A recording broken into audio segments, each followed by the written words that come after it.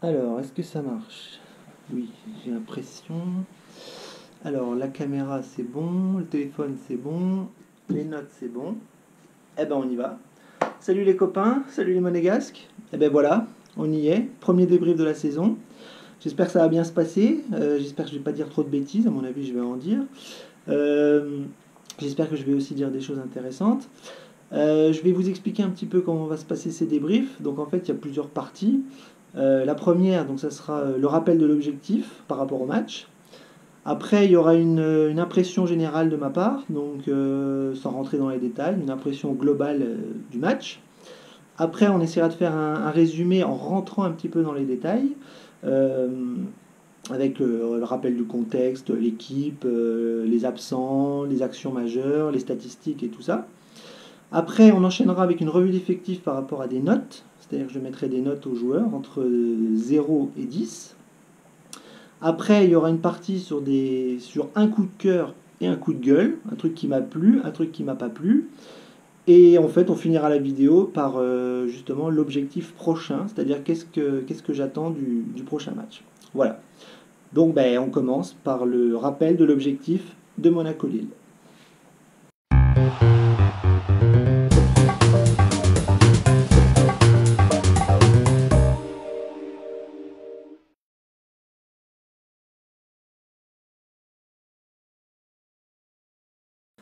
Alors, rappel de l'objectif. Donc, pour ce Monaco-Lille, perso, j'en voyais deux en fait. C'est-à-dire que, premier objectif, ça aurait été bien de bonifier les 3 points pris à Nantes, parce que voilà, à Nantes, on avait fait un match un peu compliqué aussi, mais on avait réussi à gagner, notamment sur la fin.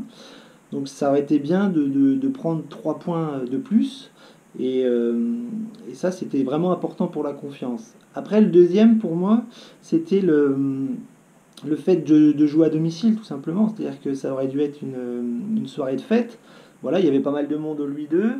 Et ça aurait été bien de gagner. C'est-à-dire que voilà, on sait que l'équipe n'est pas prête. Et je pense que si on avait pu gagner hier à la maison, ça aurait été quand même voilà, 6 points. Et je pense que pour bosser, ça aurait été beaucoup mieux. Donc pour moi, l'objectif, il était double.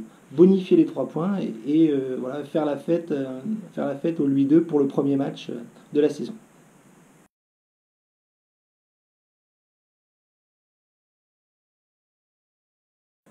Alors, l'impression générale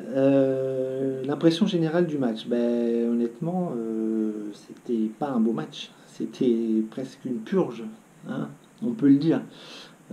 Franchement, j'ai trouvé que voilà, tout a été compliqué dans ce match. J'ai trouvé qu'il y avait peu de maîtrise, peu d'action franche. Franchement, des ratés de notre part. Bon, Lille a aussi eu pas mal de ratés, mais honnêtement, je trouve qu'en première mi-temps, les Lillois étaient au-dessus de nous, et en deuxième mi-temps, on a essayé de pousser voilà, de temps en temps, mais franchement, rien du tout. J'ai trouvé qu'on a encaissé quand même beaucoup, beaucoup, beaucoup d'occasions. Nous, on a eu vraiment du mal à s'en procurer. Et voilà, des erreurs techniques, tactiques, un pressing vraiment trop, trop, trop, trop, trop faible. Et voilà, donc honnêtement, c'était un match laborieux, c'était pas un beau match. Comme j'ai dit tout à l'heure, ça aurait dû être la fête et voilà, ça l'a pas été. Donc voilà, un match à oublier déjà.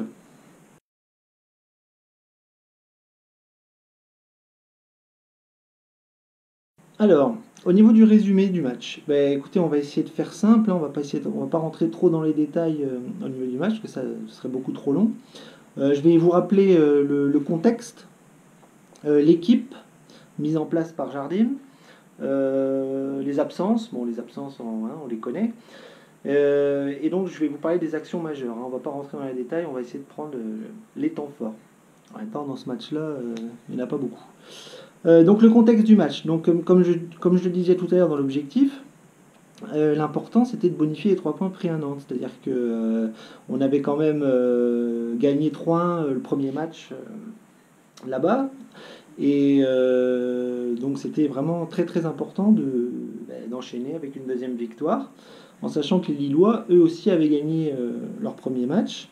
Et donc on affrontait une équipe qui était quand même assez costaud, je pense, mentalement, et qui arrivait au Louis II avec des bonnes intentions et une intention de gagner, pourquoi pas. Au niveau de l'équipe, donc à 7 heures, quand la compo est tombée, ben, on était tous contents. Hein. On a vu un 4-4-2, un retour du 4-4-2, avec Jovetic et Falcao devant.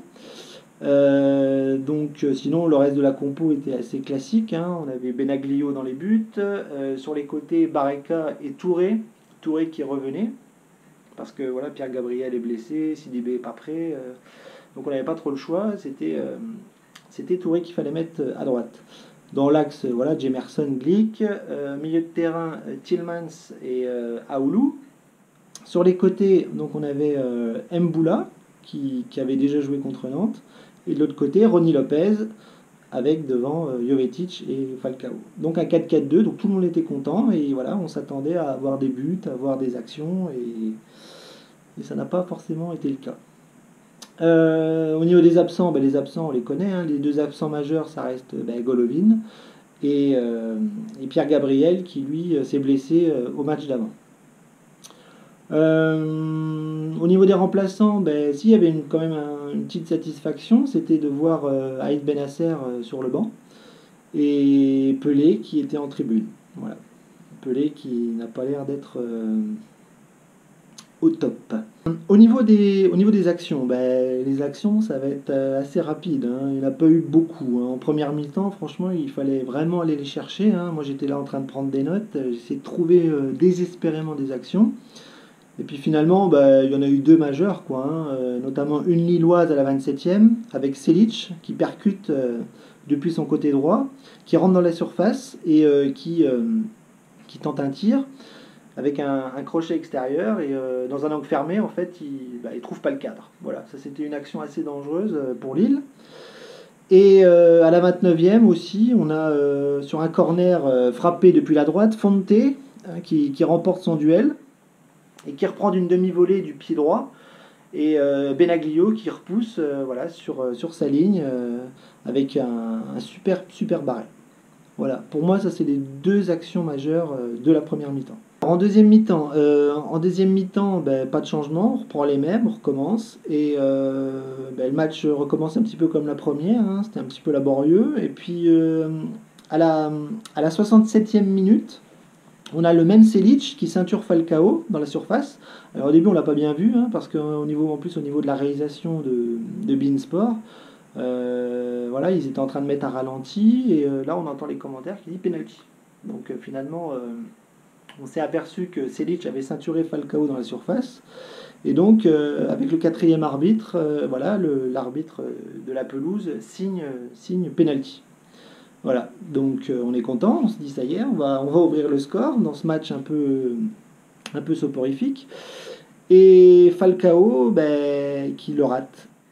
Voilà, et ça fout les boules. Ça fout les boules, c'est là que tu te dis que Fabinho nous manque. Voilà, Falcao qui rate complètement son tir, hein. C'est pas forcément un magnifique arrêt de Maignan, mais il lui tire dessus, il veut frapper fort à ras de terre, et voilà, penalty complètement raté. Donc là, on repart sur 0-0 et donc tout est à refaire. À la 74e minute, on a le ballon qui traîne dans la surface de Monaco, après un bon centre venu de la droite, et Pépé se décale et avec une frappe en pivot, fait une énorme frappe, et derrière un énorme arrêt de Benaglio, quoi. Un superbe arrêt. Franchement, il nous sauve la baraque avec un réflexe comme ça au sol de la main droite, enfin, magnifique. Voilà, et donc on se dirige vers la fin du match, hein, à la 82e, sur une passe en profondeur, plein axe de Tcheka. Pépé est le premier sur le ballon, mais est surpris par la sortie rapide de Benaglio. On a eu quand même très peur. Franchement, vu la sortie du gardien monégasque dans les pieds de l'attaquant, j'ai cru qu'il y avait rouge pour le gardien suisse, quoi. Puis en fait, non, pas du tout. Sur la ralenti, on voit qu'il ne le touche pas. Lui le dit aussi, moi je ne le touche pas. Et donc finalement, il n'y a ni faute, il n'y a rien du tout, et donc le jeu peut repartir. Voilà, et puis donc voilà, sinon pas d'autres actions majeures, hein. Franchement, c'était des pseudo-occasions les autres, hein, des coups francs ratés, des corners ratés, des frappes en tribune, etc. Voilà, donc globalement, les actions majeures, c'était ça. Alors, on va finir sur les statistiques, parce que je trouve ça toujours assez intéressant, les statistiques, même si les stats ne reflètent pas forcément la vie d'un match. Mais là, en l'occurrence, je pense que c'est important de les rappeler. Alors, les statistiques. Donc, au niveau de la possession de balle, on s'est encore aperçu que Monaco n'avait pas trop le ballon, surtout en première mi-temps. Les Lillois l'ont quand même pas mal conservé. Et donc, au final, voilà, les Lillois ont 53% de possession de balle contre 47% pour Monaco. Donc, ça s'est un peu rééquilibré avec la deuxième mi-temps, mais en première, c'était un petit peu la cata. Sinon, au niveau des tirs, voilà, 13 tirs contre 10 pour Lille, 4 tirs cadrés contre 1 pour Lille, 7 tirs hors cadre pour 5 monégasques, 4 tirs bloqués de la part de Monaco contre 2 du côté lillois. Voilà, 14 fautes de la part des Lillois contre 10 contre nous. 3 jaunes pour Lille, 1 pour Monaco. Voilà, donc ça c'est les stats un petit peu majeures de ce match. Donc on s'aperçoit que voilà, encore une fois, la leçon qu'il faut tirer de ça, c'est que voilà, on n'a pas le ballon, quoi. On n'a pas le ballon et on court après. Et c'est toujours chiant de voir ça, notamment voilà, à la maison.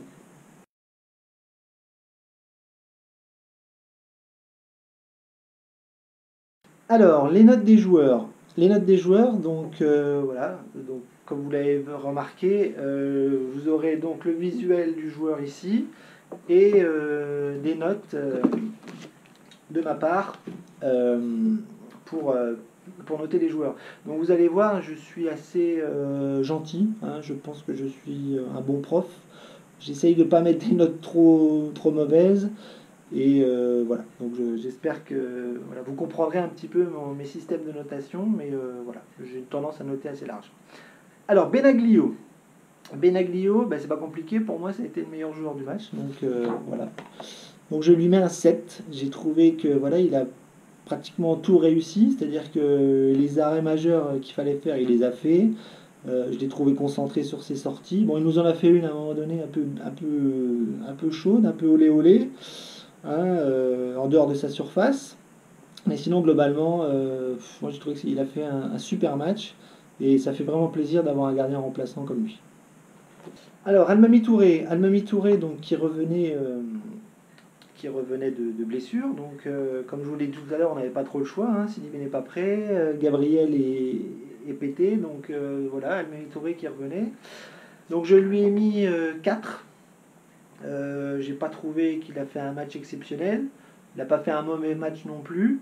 Mais je l'ai trouvé pas vraiment décisif. Hein. Peu de montée, peu de centre, enfin, pas super percutant sur son côté droit. Donc voilà, il a fait le boulot, mais il a pas, pour moi, il n'a pas été exceptionnel. Donc voilà, 4. Glick, un petit peu comme Touré, mais je trouve qu'il a fait un match plutôt moyen. Donc plutôt moyen, donc je lui mets 5. Il n'a pas été exceptionnel, mais il n'a pas été mauvais non plus. Donc voilà, il a fait du Glick, quoi. Hein, donc costaud derrière, avec des relances un peu devant, des pains devant. Donc voilà, bah après je l'ai pas trouvé, j'ai pas trouvé qu'il avait fait trop d'erreurs, donc voilà, je mets la moyenne, 5. Alors, Jemerson. Jemerson, c'est un peu pareil que Glick, c'est-à-dire que, bon, forcément, ils sont complémentaires tous les deux, hein, ils jouent l'un à côté de l'autre. Et donc, c'est pareil, je lui ai mis 5 parce que j'ai trouvé qu'il avait fait un peu le même type de match, c'est-à-dire voilà, pas exceptionnel, mais il a fait quand même le taf. Il nous a quand même sauvé, notamment sur la fin. Je me souviens d'un tacle où il est complètement pris de vitesse, il se casse la gueule. Et finalement, de son pied opposé, il récupère le ballon. Et franchement, on s'est dit, Heureusement, quoi, parce que sinon l'attaquant lillois partait au but et on aurait pu s'en prendre un, quoi. Donc voilà, un match moyen plus, on va dire, donc comme Glick, 5. Alors Barreca, donc c'est la petite nouveauté de cette saison, hein, on le connaît pas bien, on le découvre. J'ai trouvé qu'à Nantes, il était moyen, c'est-à-dire que pas dégueulasse, mais pas top non plus. On sent qu'il a besoin de rythme, qu'il a besoin de jouer. Après, voilà, dans ce match contre Lille, je l'ai trouvé pas mauvais, pas mauvais, c'est-à-dire assez rapide. Il monte quand même pas mal. Techniquement, il n'est pas dégueulasse. Après, voilà, il est soumis aussi à une défense globalement en difficulté. Mais voilà, globalement, je l'ai trouvé moyen, donc je lui ai mis 5 aussi, comme Glick, comme Jemerson. Euh, voilà, je pense que ça peut être notre titulaire à part entière. Je pense qu'avec du rythme, avec du travail, avec un peu de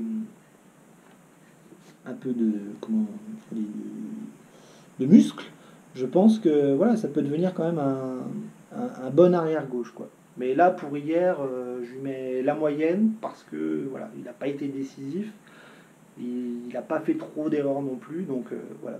Pareil, la moyenne 5. Alors, Jean-Eudes Aoulou. Alors, Jean-Eudes Aoulou, c'est pareil, c'est comme Barreca, c'est un joueur qui vient d'arriver. Donc, c'est toujours intéressant de le voir jouer. On le découvre aussi, même si on connaissait un petit peu de son passage à Strasbourg. Et c'est très bizarre en fait à Oulu parce que à Nantes, dans les matchs amicaux et hier, je l'ai trouvé en difficulté quand même, notamment au début du match. Et finalement, euh, au fil du match, je l'ai vu monter, monter, monter, monter. Et en fait, je l'ai trouvé de mieux en mieux. Donc voilà, j'ai mis 6 parce que voilà, il a pas super bien commencé, un peu perdu, des tacles dans le vide, des récupérations ratées. Et puis finalement, deuxième mi-temps, j'ai trouvé beaucoup, beaucoup, beaucoup, beaucoup mieux. C'est-à-dire que j'ai trouvé vraiment meilleur dans la récupération. Voilà, il en a posé quand même derrière. Et franchement, c'est ce qu'on attend de lui. Et je l'ai trouvé de mieux en mieux. Donc voilà, au fil du match, une belle progression. Donc voilà, j'ai envie de lui mettre un petit peu plus que la moyenne, donc 6. Alors, Yuri Tillmans. Alors, Yuri Tillmans, c'est un vrai problème. C'est un vrai problème parce que l'année dernière, il a fait une saison catastrophique, hein, on peut le dire. Et là, on attend beaucoup, beaucoup, beaucoup de lui cette saison. Et voilà, on en est déjà à 2 matchs. Et honnêtement, c'est pas mieux. C'est pas mieux. Il a l'air perdu, il fait des erreurs. Alors certes, il a des qualités, hein, ça, il n'y a pas de souci. En Belgique, ça se passait sûrement très bien, mais là, à Monaco, ça va pas. Donc pour l'instant, ça va pas. Et hier, c'est la même chose, hein. J'ai trouvé qu'il a fait encore beaucoup, beaucoup d'erreurs. Il a du mal à orienter le jeu. Il fait des passes à l'adversaire. Enfin, donc c'est soit il n'est pas en confiance, soit il n'est pas bon. Mais à un moment donné, il va falloir qu'il progresse, ce garçon, parce que c'est un peu vraiment compliqué, compliqué, compliqué. Donc je lui ai mis 4. J'aurais pu mettre moins. Bon, il a quand même une vision du jeu qui est quand même excellente, quoi. C'est-à-dire que les balles en profondeur, ça, il le fait très très très bien. Mais voilà, il pèse pas assez dans le milieu de terrain. Donc pour moi, voilà, 4 c'est pas terrible. Alors, Jordi Mboula. Jordi Mboula, voilà, c'est presque comme une nouveauté, hein. C'est-à-dire qu'il est arrivé l'année dernière, il n'a pas beaucoup joué avec l'équipe première. Là, depuis 2 matchs, il est titulaire sur l'aile droite. Et du coup, ben, on en attend beaucoup quand même de ce jeune garçon. Et moi, honnêtement, j'ai beaucoup de mal. J'ai beaucoup de mal. Je lui ai mis 3. Je lui ai mis 3 parce que je n'aime pas trop ce qu'il fait, ce garçon. C'est-à-dire que je n'ai pas aimé à Nantes son face-à-face raté en première mi-temps. Voilà, il a des qualités, il va très très vite. Mais il a quand même tendance à avoir la tête dans le guidon et voilà quoi, j'ai beaucoup de mal avec ce joueur parce que j'aimerais qu'il ait plus la tête, qu'il soit un peu plus collectif, qu'il fasse plus attention aux copains et voilà, et voilà, je pense que c'est un garçon qui a besoin de mûrir encore et je pense que pour l'instant ça va pas. Ça va pas. Je pense que il va falloir vite le remettre sur le banc, le garçon, et le faire travailler encore. Parce que là, en tant que titulaire, pour moi, ça va pas. Donc 3. Alors, Ronny Lopez. Ronny Lopez, bah, c'est notre chouchou, hein, c'est mon chouchou aussi, c'est mon joueur préféré à l'heure actuelle parce que voilà, il a fait une super saison la saison dernière. Là, on attend beaucoup, beaucoup de lui cette saison, hein, titulaire à part entière.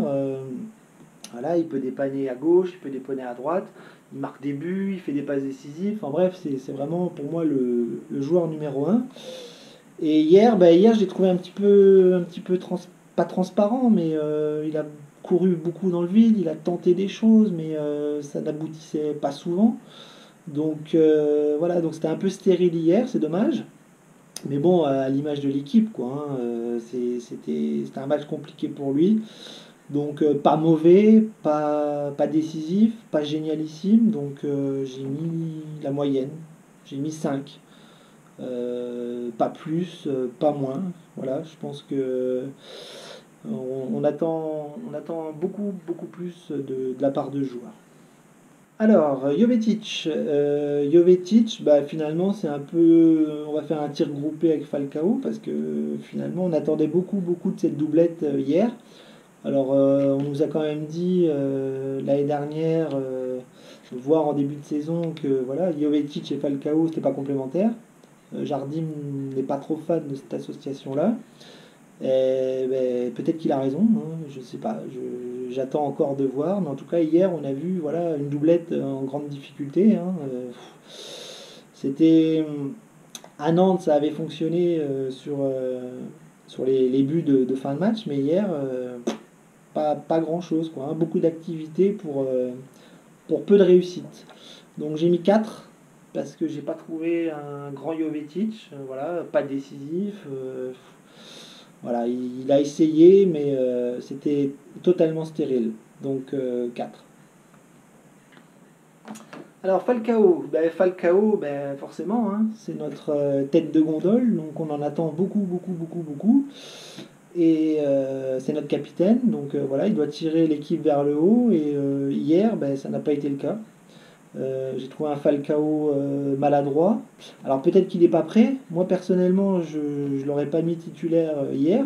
Je pensais que l'équipe à Nantes aurait été la même. Donc je pensais qu'il serait rentré en fin de match.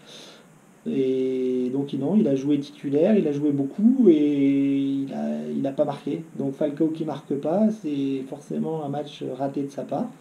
Donc comme Jovetic, hein, je lui ai mis 4. Et en plus, j'aurais pu mettre presque un peu moins parce que le penalty raté, ça c'est la cata, c'est catastrophique. Il ne peut pas rater un penalty dans un match comme ça, il ne peut pas. Donc voilà, je suis gentil, je mets 4, mais j'aurais pu mettre beaucoup, beaucoup moins.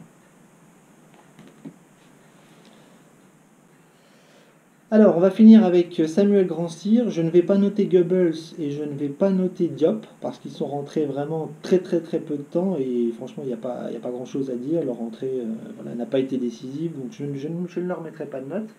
Par contre, Grandsir, je vais lui mettre un 6 parce que j'ai trouvé son entrée très très très bonne.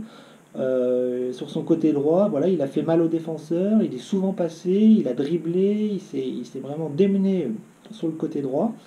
Et voilà, je pense que ce garçon, il a plein, plein, plein de qualités et on a très, très envie de le revoir. Franchement, entre Mboula et Grand Cyr, personnellement, j'ai choisi Grand Cyr. Voilà, continue, bosse et je pense que voilà, tu auras plus de temps de jeu et je pense que tu vas nous faire plaisir pour la suite. Voilà, 6.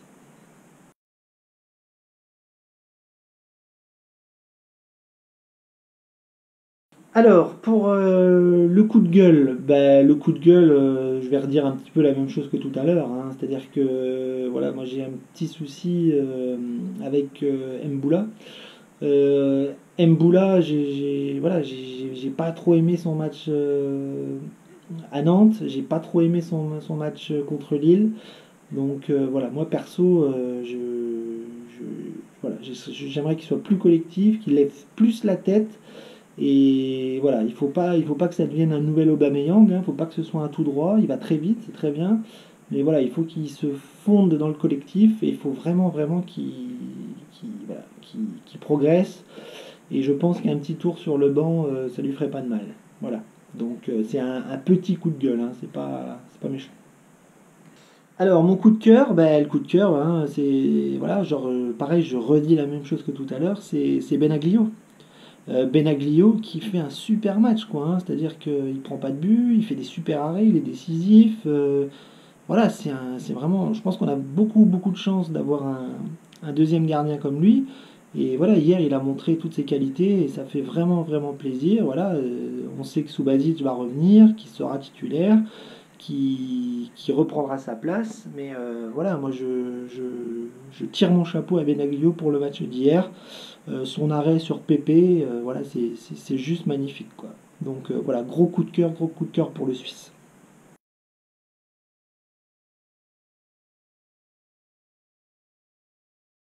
Et ben voilà, le débrief touche à sa fin.